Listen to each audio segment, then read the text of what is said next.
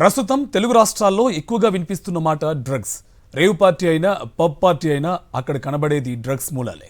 వందల మందికి పైగా సెలబ్రిటీలు, రాజకీయ నేతల కుమారులు, బడాబాబుల పిల్లలు అందులో పాల్గొన్న ఒకరిద్దరి సినీ సెలబ్రిటీస్ పేర్లు మాత్రమే బయటకు వస్తాయి.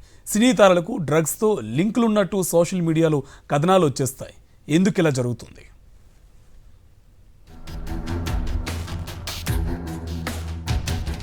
మాదక ద్రవ్యాల వ్యవహారాలు తెలుగు రాష్ట్రాల్లో తరచూ వెలుగు చూస్తున్నాయి. పెద్ద సంఖ్యలో డ్రగ్స్ వాడకాలు, విక్రయాలు, అక్రమ రవాణా వంటివి వార్తల్లోకి వస్తున్నాయి. రేవ్ పార్టీలు, పబ్బులలో డ్రగ్స్ వాడుతూ పట్టుబడుతున్న వారు కూడా పెరుగుతున్నారు. అయితే పొలిటీషియన్స్, స్టూడెంట్స్, వ్యాపారులు, ఉద్యోగులు కూడా డ్రగ్స్ కేసుల్లో దొరుకుతున్నా ఒక సినిమా ఇండస్ట్రీ మీదే అందరి ఫోకస్ ఉంటోంది. ఈ వైఖరి సరైంది కాదని సినీ పరిశ్రమ ఆక్షేపిస్తోంది. పరిశ్రమకు చెందిన పలువురు ఈ అంశాన్ని తప్పుపడుతున్నారు. చిత్ర పరిశ్రమను చులకన చేయాలనే భావన సరైంది కాదంటున్నారు. ఈ డ్రగ్స్కు సంబంధించి ఎక్కువ సార్లు ఎక్కడ ఏ పట్టుబడ్డా, లేదంటే ఎక్కడైనా జరిగిన చిన్న ఇన్సిడెంట్ జరిగినా, రేవ్ పార్టీలలో ఏదైనా జరిగినా ఫస్ట్ సినిమా వాళ్ళని లింక్ చేసి చేస్తూ ఉంటారు. దాదాపు ఒక ఎక్కడైనా రేవ్ పార్టీలో 200 మంది ఉన్నారనుకోండి, దొరికింది అనుకోండి, అందులో ఒక్కరిద్దరు సినిమా వాళ్ళు ఉన్న ఫస్ట్ హైలైట్ చేసేది సినిమా వాళ్ళని చేస్తున్నారు. అది ఎందుకు చేస్తున్నారో నిజంగా అది అందరికీ, మాకైతే చాలా బాధాకరం.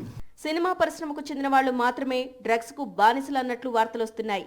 వారిపైనే విస్తృత ప్రచారం జరుగుతోంది. దీనిపై పరిశ్రమకు చెందిన పలువురు తీవ్ర అభ్యంతరం వ్యక్తం చేస్తున్నారు. రేవ్ పార్టీలు, డ్రగ్స్ వ్యవహారాలు జరిగితే మొదట చిత్ర పరిశ్రమకు చెందిన వారిని లింకు చేయడమేంటని అంటున్నారు. అన్ని రంగాల్లో తప్పులు జరుగుతున్నా సినిమా వాళ్ళని బ్యాట్ చేస్తున్నారని చెబుతున్నారు. సినిమా పరిశ్రమకు చెందిన వారిపై బురద జల్లుతున్నారని, ఇది సరైంది కాదంటున్నారు. డ్రగ్స్ ను అరికట్టాల్సిన బాధ్యత కేంద్ర, రాష్ట్ర ప్రభుత్వాలదేనని చెబుతున్నారు. ఇండివిజువల్స్ నుంచి సినిమా ఇండస్ట్రీకి వస్తారు. మనం మిగతా జ్యుడిషియరీ, లేకపోతే బ్యూరోక్రాట్స్, పొలిటీషియన్స్, మిగతా ఆల్ సెక్షన్స్ని ఎలా ఫీల్ అవుతామో వాళ్ళు కూడా ఇండివిజువల్సే. ఆ ఇండివిజువల్స్ చేసిన తప్పుని ఇండస్ట్రీలకు ఆపాదించడం, లేకపోతే వ్యవస్థలకు ఆపాదించడం అది కరెక్ట్ కాదు. సినిమా ఇండస్ట్రీ క్రేజీగా ఉంది కదా అని చెప్పి ఆ బేస్లో వెళ్ళటం అనేది కరెక్ట్ థింగ్ కాదు.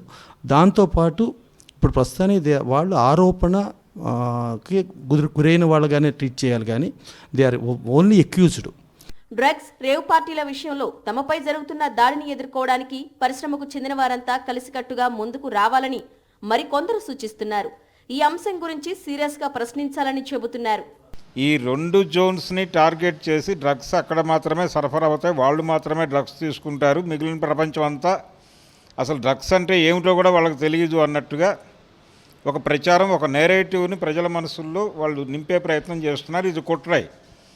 నిజానికి సినిమా ఇండస్ట్రీ సీరియస్గా పట్టించుకొని దీన్ని ఎదుర్కోవాల్సినటువంటి అవసరం ఉంది. వాళ్ళు యునైట్ అయ్యి కూర్చుని, ఇప్పుడు అనేక అసోసియేషన్స్ ఉన్నాయి, మా అసోసియేషన్ ఉంది, అలాగే నిర్మాతల మండలి ఉంది, వీళ్ళందరూ కలిసి ఒక చోట కూర్చుని ఎందుకు మమ్మల్ని టార్గెట్ చేస్తున్నారు, ప్రపంచంలో ఇంకొకటి డ్రగ్స్ తీసుకున్నట్టు అని చెప్పి సీరియస్గా క్వశ్చన్ చేయవలసిన అవసరం ఉంది. సినిమా వాళ్ల గురించి సమాజంలోని చాలా మందికి ఇంట్రెస్ట్ ఉంటుంది కాబట్టి దాన్ని సొమ్ము చేసుకోవడానికే ఈ రకంగా బ్లేమ్ చేస్తున్నారనే వాదన కూడా వినపడుతోంది. ఏదేమైనా తమపై జరుగుతున్న దుష్ప్రచారానికి ఇప్పటికైనా అడ్డుకట్ట వేయాలని చిత్ర పరిశ్రమ కోరుకుంటోంది.